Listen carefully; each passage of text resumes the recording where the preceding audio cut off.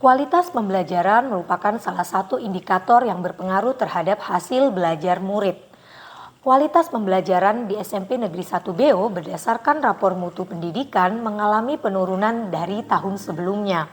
Saya sebagai guru sering menggunakan berbagai metode pembelajaran, namun sangat jarang sekali saya menggunakan strategi pembelajaran berdiferensiasi dan pembelajaran kontekstual, sehingga kebutuhan murid tidak terakomodir dengan baik.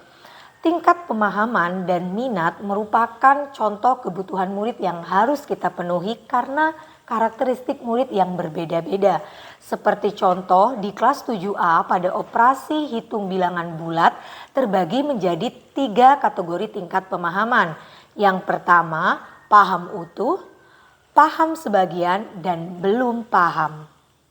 Selain tingkat pemahaman dan minat murid, pembelajaran kontekstual juga berpengaruh pada hasil belajar dan motivasi dari murid.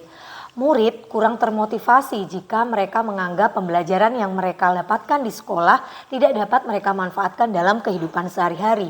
Meskipun guru sudah menjelaskan manfaat dari pembelajaran atau materi tersebut, tetap murid kurang termotivasi jika mereka belum mengalami sendiri apa yang mereka pelajari di sekolah.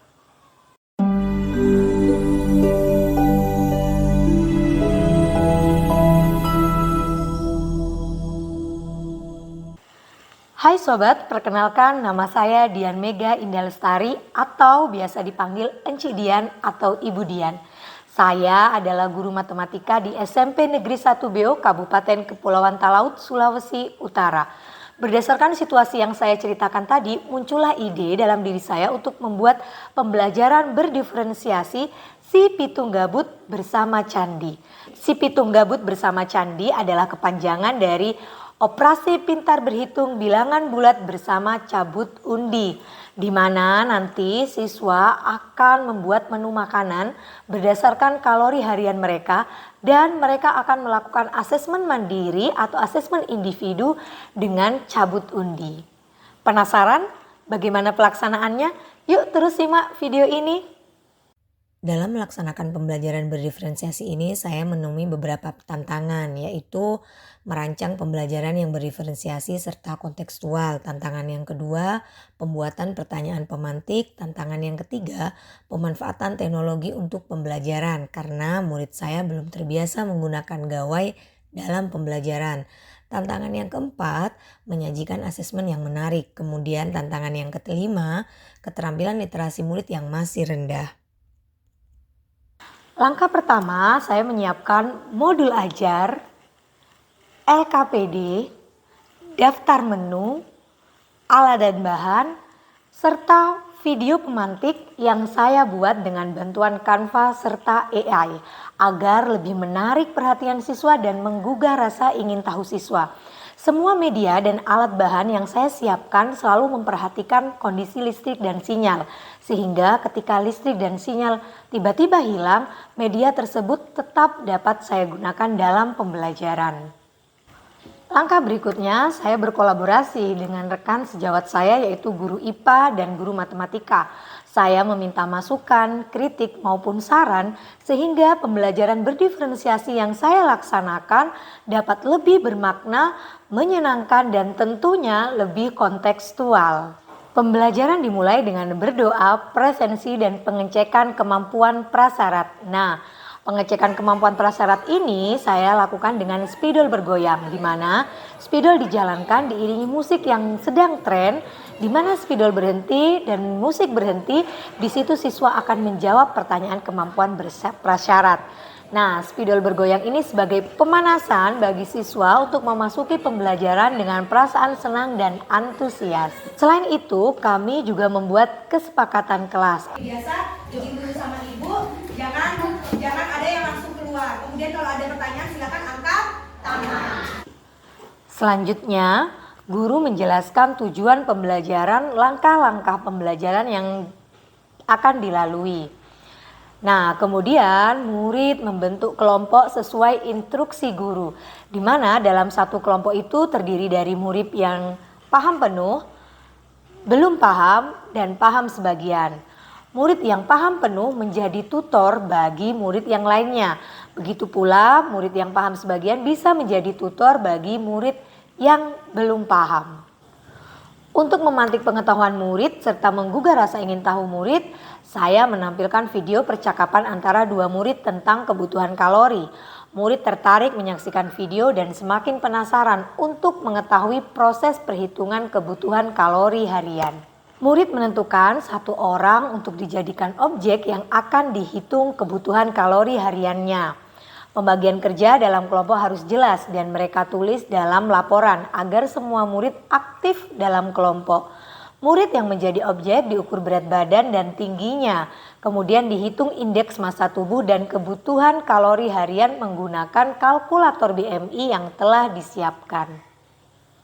Kemudian murid mulai belajar menyusun menu makanan dalam satu hari berdasarkan daftar menu yang telah disiapkan. Di dalam daftar menu, murid dapat melihat berbagai jenis makanan beserta kalorinya. Jenis makanan yang ditampilkan adalah makanan yang sehari-hari mereka temui seperti cakalang fufu, dabu atau sambal, tinutuan, ubi rebus, talas rebus, tumis kangkung, dan lain-lain. Setelah menyelesaikan LKPD, masing-masing kelompok akan berkonsultasi pada guru untuk menguji hasil kerja mereka apakah sesuai dengan kebutuhan kalori serta kondisi tubuh, butuh diet atau harus menambah berat badan. Masing-masing kelompok memberikan argumen mengapa mereka memilih satu makanan. Jika LKPD sudah selesai dan kelompok tidak mengalami kesulitan, masing-masing kelompok bisa lanjut untuk membuat menu makanan dalam 1 minggu.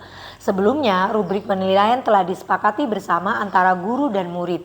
Di antaranya, ketepatan kalori makanan yang dipilih dengan kebutuhan kalori harian, variasi dalam menu makanan, serta kecakapan dalam mempresentasikan menu di hadapan murid lainnya. Setelah menu makanan jadi, murid akan mempresentasikan hasil kerja atau produk mereka dengan jalan menempelkan hasil produk mereka di dinding-dinding di kelas. Satu orang dari kelompok bertugas untuk mempresentasikan kepada rekan kelompok lain yang berkunjung, sedangkan anggota lain bertugas berkeliling dan memberikan tanggapan pada hasil kelompok lainnya.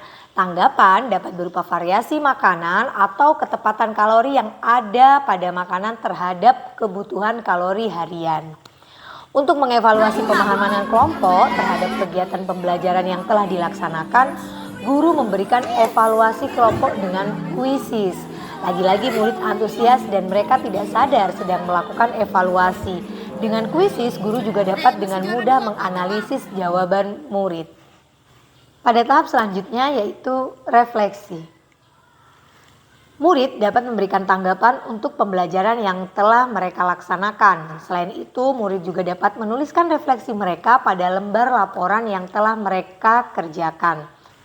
Setelah melakukan semua tahapan pembelajaran, murid melaksanakan asesmen dengan candi atau cabut undi. 22. Ya! 11. Oke. Dapat satu buat Yesus.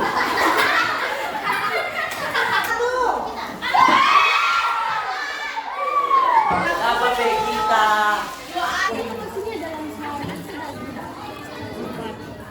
Ketika menyusun menu makanan yang untuk 6 hari, seneng nggak? Senang, Kenapa kok senang? Bisa ceritakan. karena menu-menu yang ada di kertas itu sangat beragam dan memiliki manfaat atau gizi yang sangat banyak. Nah, itu tadi praktik baik yang telah saya laksanakan.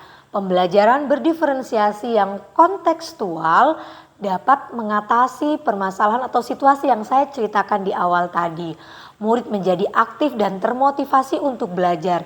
Di samping itu, keterampilan berhitung mereka menjadi lebih baik dan sesuai dengan minat mereka. Semoga dapat menginspirasi sobat semua.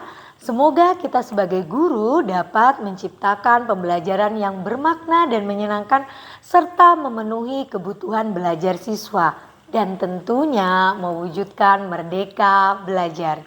Terima kasih telah menyaksikan video ini. Salam dan bahagia.